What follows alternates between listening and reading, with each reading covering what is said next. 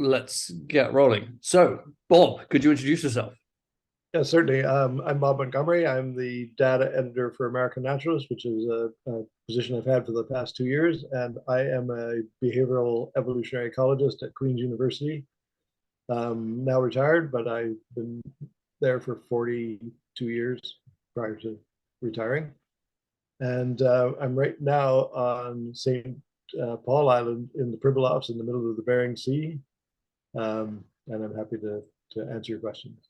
Cool. So before you started working with DataSeer, what problem did you need to solve? That's a great question, I've been thinking of that for the last couple of hours. Because we started using DataSeer pretty much within a month of me starting this job. But the first thing I did to make sure that I could do the work was to go through the entire process of evaluating a paper, looking at the data that they provided and their R or Python code. And that first paper took me 8 hours to process. And so I'd had to really start thinking about how can I cut that down? I don't, life's way too short to spend that much time. And most of that time was trying to figure out what the authors should have included in their data repository. And so that took about 6 of the 8 hours. I had to read the paper, I had to understand what they were doing and so on. So, okay, then you got in touch with us. Could you outline what DataSeer does for you? What work? Yes, certainly. In a few short steps, when a manuscript has been accepted by the American Naturalists, it's on the final stages of acceptance. They send it to me.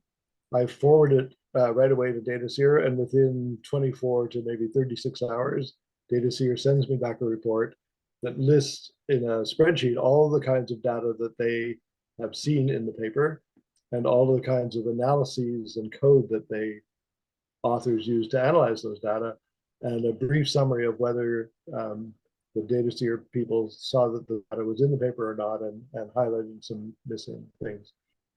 That's fantastic. And so kind of broadly, what impact has this had on the journal? I wish I could answer that question quantitatively because I have, in a way, no idea. I know what impact it should have on the journal.